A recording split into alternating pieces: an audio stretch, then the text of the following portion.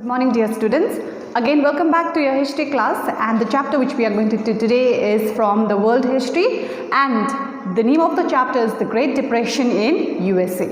Okay, so we are going to do Great Depression just in USA, and the other, as you all know, the syllabus has been reduced, so we are not going to do the Great Depression in Germany, Britain, France and Japan. We are not going to touch this. We are just going to do the Great Depression in USA, and this is chapter 9, okay, from world history. Now, the Great Depression in USA, the great boom. First it was a great boom, like a blessing, okay, where there were a lot of development, there were a lot of, let's say, a lot of development and prosperity in USA. And later there was a crash. So the great boom and the crash. So American President Woodrow Wilson lost his glory after the Paris Peace Conference. So after the Paris Peace Conference, what happened was the glory which President Wilson had, now he lost that glory. He failed to pursue the American Senate approve the USA's joining the League of Nations. So he also failed to pursue the American Senate to approve the USA in joining the League of Nations. Then now he became paralyzed. Okay, that means totally he could not do anything. So he became paralyzed and invalid, and his term ended in his defeat in the presidential election in 1920. So when there was an election, in the next election, then he was defeated. His term ended. Okay, so he lost that glory after signing the Paris Peace Conference. Remember, in the previous chapter we did about the Paris Peace Conference. Okay, when we did the peace settlement, we did about the Paris Peace Conference. So after this peace conference, President Wilson, he lost his glory which he used to have in his past, and in the next election he was not elected as the president of US. Now the new president Harding, so H-A-R-D-I-N-G, so the next president was Harding. He was a Republican candidate, and he found that the USA, after emerging from the terrorism experience of great war, needed peace for consolidation. Now this new president, who became the new president, it was Harding. So what he found it was that USA, after emerging from this terrorizing, so this, what had happened during the First World War, you all know when we did this First World War. So after this great war, now what USA needed was a peace. Okay, peace for consolidation. So USA needed peace after the end of the war. Hence, he gave a cry, America will be back to normalcy. That means America will come back to its normal status. America would return to the safe and stable time of pre-war years. So before, okay, so what was the condition of America before the war? Now America will come back to the same condition after this war also. The federal government would be inactive as before, and the USA shall return to isolation. So now the federal government would be inactive as before, and what will happen? USA now will return to isolation, that is aloofness, away. Hence the Republican presidents Harding, Coolidge and Hoover followed a policy of laissez-faire in the affairs of state government. That means now USA will remain aloof, it will remain away. Okay, so before, what happened? USA had participated in the war, First World War. Okay, and now to come out from that, let's say the crisis of the war, now USA, it will remain aloof. Okay, it will remain in isolation. In 1929, the third Republican president, Herbert Hoover, was elected to presidential office. Now the next president was Herbert Hoover, H-O-O-V-E-R. By this time, the prosperity of the USA became fabulous. So when Herbert Hoover became the president, the prosperity of USA. Okay, now it says here, the prosperity of the USA became fabulous. America's pre-war economy was not too prosperous as it became after 1914. So before the war, America was not that prosperous. But after 1940, after the end of the war, what happened? USA became very much prosperous.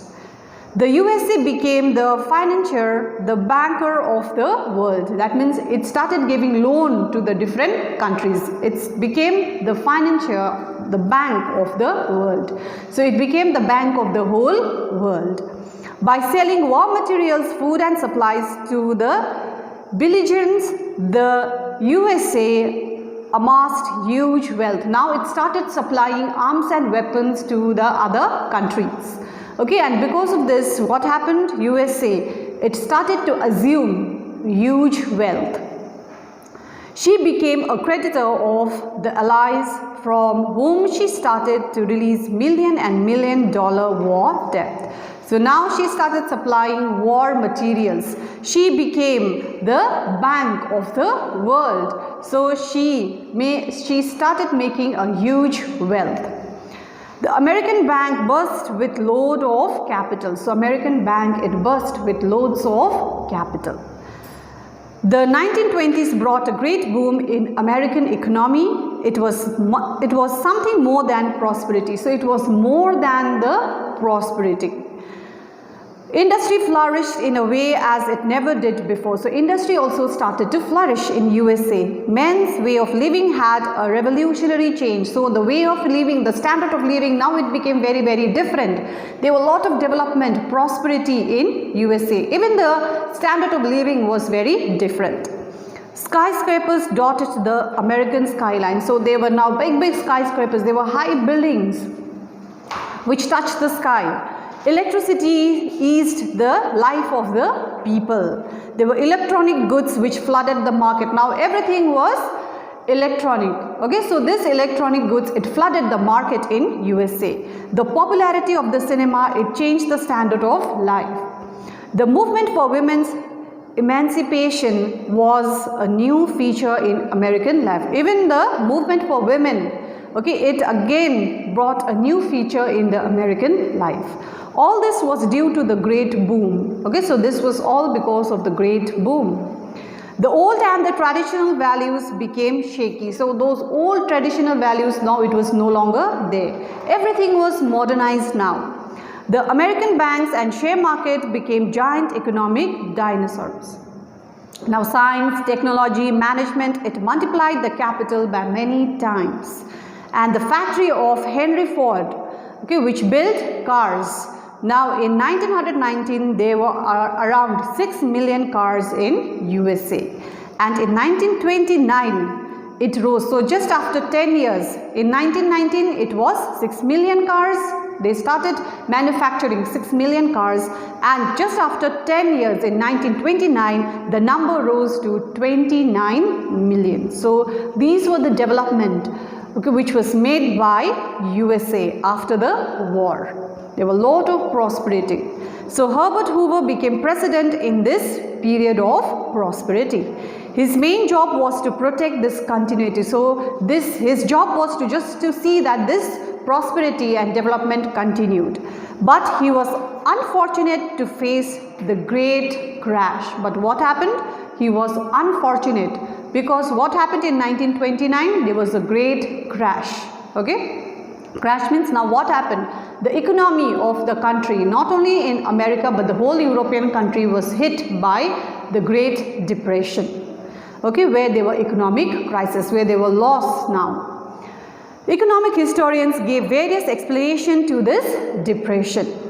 Marxism writes, blamed overproduction in industry for more profit as the cause of this crash. So one of the cause was overproduction. They overproduced, okay, because there were a lot of prosperity, and again what happened in America was they were looking for more prosperity, okay, overproduction. They pointed out that because of planned economy, the growth rate was kept under control in the Marxist state like Soviet Union, but in capitalist country like USA, state could not control economic growth. So compared to Soviet Union, what happened was in Soviet Union they had a planned economy and the growth rate was kept under control. But in USA, they did not keep control over this growth rate. Hence, overproduction led to saturation of market. Apart from this standard, Marxism explained, liberal historians pointed out number of causes for the Great Depression. Okay, so there were other causes also. One of the causes of this Great Depression was there were overproduction. Okay, they did not keep control on this growth rate, okay, like Soviet Union. So this was one of the causes. But there were other causes also, like it is said that American businessmen took this prosperity to be permanent. Never for a moment did they think that the European wartime demand had come down by the end of the war, and Britain, France and other countries tried to be self-sufficient. They no longer depended on American supplies, so the USA market shrinked. So the American businessmen thought that this prosperity is going to be permanent, it's not going to end. But what happened? Now the wartime demand, because USA was supplier of arms, weapons, isn't it, money to the different countries. But now Britain, France, countries like Britain and France, now they were self-sufficient. They did not have to depend upon America for loans or let's say for war materials, and this was not realized by America. So these countries did not depend upon America for supplies, okay, for money, for war materials, and what happened? USA market, it shrinked. Next point, American share market was full of speculation. Many people invested their whole life earning in the share market. So people in America, what did they do? The whole earning, okay, their life earning, whatever they had earned for their whole life, what did they do? They invested in share market. And when the prices of the share were high above their real value, so this prices of the share was so high, okay, it was very high above their real value, and but when the share, it collapsed, the whole economy toppled down. So when the share market, the value of the share market came down, then what happened? The whole economy of the country, it toppled down, it came down.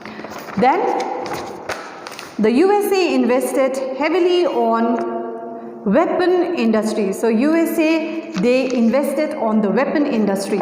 The weapon was supplied to Europe. So they started producing more and more weapons, and these weapons were it was sold, or they supplied this to other countries. Okay, and as the war ended, weapon market became dull and slum prevailed. So war ended, they did not needed weapons. So what happened? The weapon market became dull. The uneven distribution of wealth in USA reduced the purchasing power of poor Americans. So in America also, there were unequal distribution of wealth, okay, and the purchasing power of the poor, it reduced. The post-war slum and unemployment much affected the rural and the poor Americans whose purchasing capacity was reduced. So after the end of the war, what hit most was especially the poor, the unemployed people. So the post-war slum and unemployment, after the end of the war, there were unemployment. So because of this unemployment, it affected the rural and the poor people in USA. Anyhow, the great boom was over. Now this boom, okay, the prosperity, the development, it was over. President Hoover and the Republican Party had to cope with the situation now. But the method to fight this disaster were inadequate. Okay, to fight this Great Depression, okay, there was no proper method. There were no adequate method to fight with this depression. First of all, the prohibition on procurement of wine or liquor had no impact on the people's habit of reckless drinking. So first was the drinking habit of the people. Now it had no impact. They were selling of liquor, wine, and people were drinking. It did not affect the habit of the people. The Republican conservative did not understand the temper of the age. Ban on liquor was imposed out of religious conservatism. But liquor and crime became a big business. So they started selling liquor, even underage, the young also, they started consuming this liquor. Okay, and what happened? Liquor and crime, now it became a big business in USA. Many banks wanted to cheat the depositor. So the bank also started to cheat the depositor, those who deposit money in the bank. Agriculture was in depressed state. So agriculture also was in depressed state. Huge wartime dependence from Europe was now over. The high price of agriculture products affected all. Now high American tariff prevented European goods to be sold in America in exchange of American farm products. So agriculture also was hit a lot. Industry, agriculture, bank, everywhere there were economic depression. Again, competition from Canada, Argentina and Australia also increased. So there were competitors, other countries like Canada, Argentina, Australia also, okay, they were slowly coming to, let's say, they were gaining prosperity. Okay, the market had become very, very competitive. So prices of farm product dropped and income from farming it collapsed. So farm also, agriculture also collapsed. Okay, industry collapsed. Okay, the bank also started cheating the depositor and the agriculture also collapsed. As a result of the depression, share prices in the Wall Street, it collapsed. So the Wall Street, the share market, the price also collapsed. The prices of the share. Confidence of the society on share market and banks were shaken. Now people did not have confidence on banks and the share market. Panic spread all over USA. By 1932, stock exchange prices also dropped by 80%. So most of the banks were now closed down. So banks were now closed down. 14 million people became unemployed, and what happened? The wages of those who retained their jobs became low. So they were now thrown out of their jobs. Okay, they were removed from their jobs and they became unemployed, and those who were working also, their salary was very, very less. In this crisis, President Hoover felt that he would discard the Republican conservatism and the federal government should do the needful to meet this national calamity. So now President Hoover, he felt that he should discard this Republican conservatism and now the federal government should do something to look into this problem. So there were 5 steps. First step was to create confidence in industry. The first step was to create confidence and to raise the tariff on import to boost up some industries. Taxes were reduced to increase purchasing power of the people. So taxes were increased. The taxes were reduced so that the purchasing power of the people could be increased, because if the tax is high, the people could not purchase those things. So it was reduced. The Emergency Relief and Reconstruction Act was passed to provide federal loan to the state government. Then federal public work was boosted up to provide employment to unemployed. Okay, now federal public work was also boosted up so that those unemployed would get employment. And lastly, banks were recognized. So meanwhile, Hoover's term ended, and by this time what happened? President Hoover's term also ended. Hoover had stopped all international transactions and loan by the moratorium of 1 year, that is 2.5 years according to another view, and thus ended the Republican era of American administration. So after Hoover, the Republican administration also ended. Okay, and by this time President Hoover, he had stopped all international transaction. Okay, so this was the boom. First there was a boom, there were lot of prosperity, development. The American society, okay, had developed a lot and they were very, very prosperity in America. But in 1929 there was the Great Depression which hit the whole of America. Okay, so I'll stop here and I hope you all are clear whatever we have done. So thank you.